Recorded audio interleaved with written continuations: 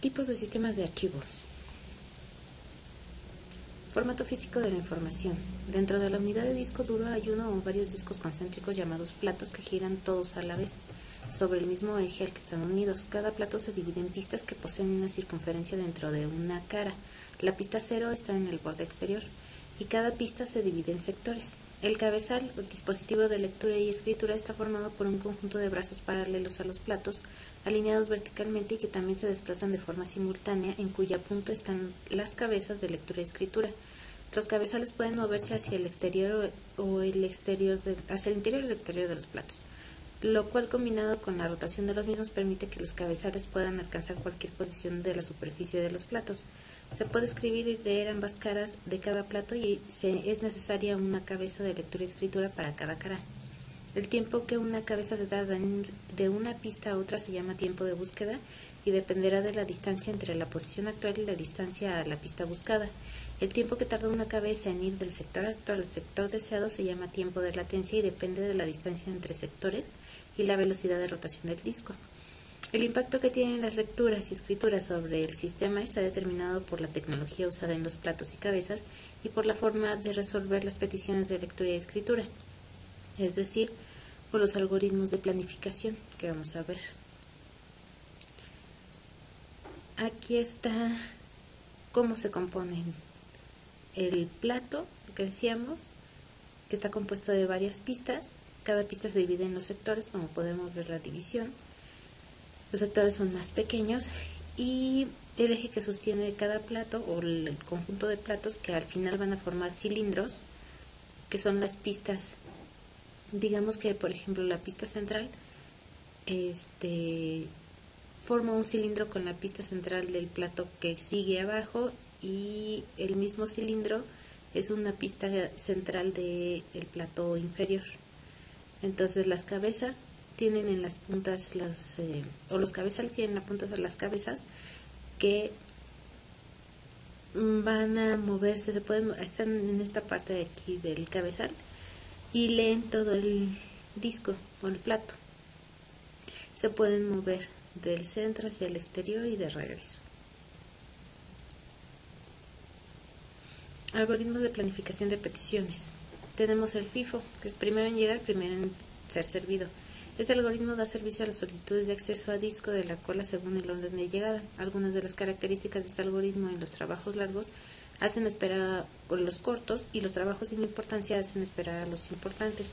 Por otro lado, es predecible pero no garantiza buenos tiempos de respuesta y por ello se emplea como esquema secundario.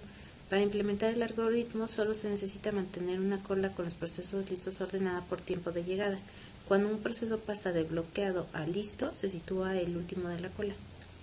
El SSTF, primero el más cercano a la posición actual. Este algoritmo atiende primero a la petición que requiere el menor movimiento de la cabeza de lectura-escritura desde su posición actual. En teoría, las peticiones pendientes se pueden encolar mientras se atiende la actual. Su principal problema es la posible inanición, ya que puede haber solicitudes que se queden esperando para siempre. Mejora la eficiencia, minimiza el tiempo de respuesta, pero no es equitativo.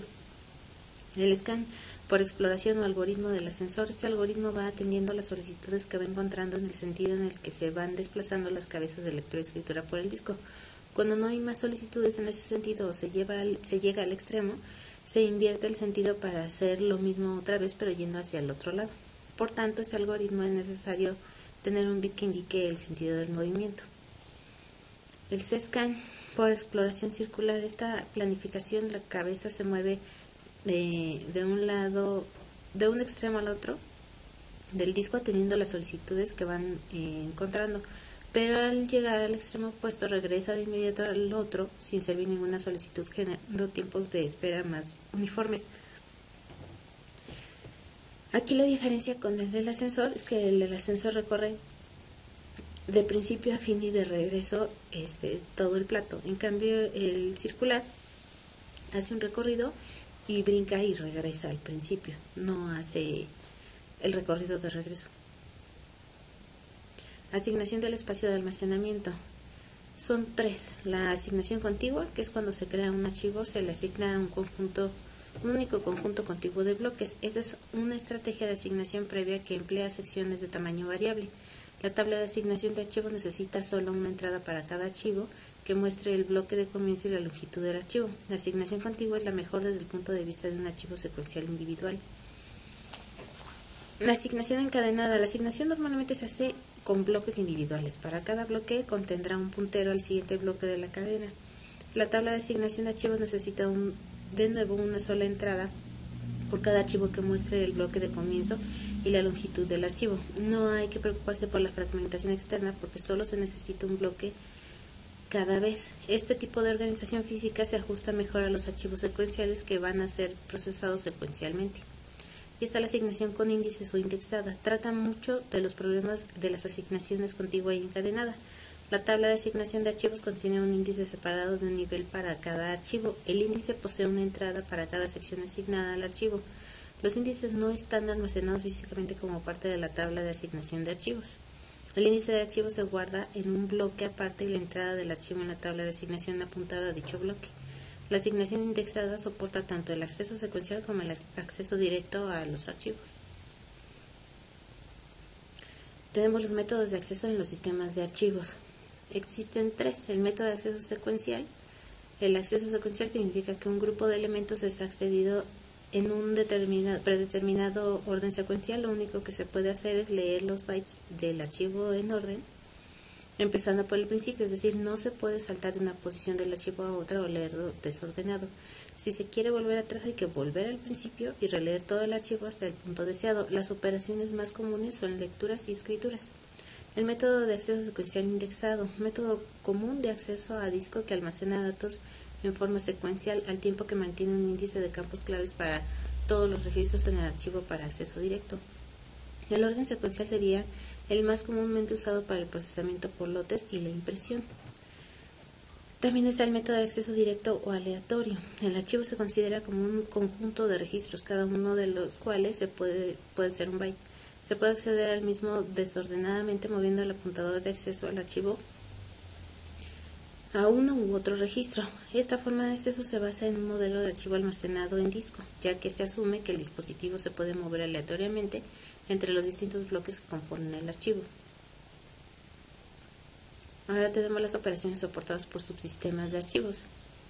Está el crear o create, permite crear un archivo sin datos con el propósito de indicar que ese nombre ya está usado y se deben crear las escrituras básicas para soportarlo. El borrar o delete, elimina el archivo y libera los bloques para su uso posterior. Abrir, open, antes de usar un archivo se debe abrir para que el sistema conozca sus atributos tales como el dueño, la fecha de modificación, etc. Cerrar, close, después de realizar todas las operaciones deseadas el archivo debe cerrarse para asegurar su integridad y para liberar recursos de su control en la memoria. Leer y escribir o read, write, añade información al archivo o lee el carácter o una cadena de caracteres a partir de la posición actual. Concatenar, append, es una forma restringida de la llamada write, en la cual solo se permite añadir información al final del archivo. Localizar, sí. Para los archivos de acceso directo se permite posicionar el apuntador de lectura o escritura en un registro aleatorio, a veces a partir del inicio o final del archivo. Leer atributos permite obtener una estructura con todos los atributos del archivo especificado, tales como permiso de escritura, de borrado, de ejecución, etc.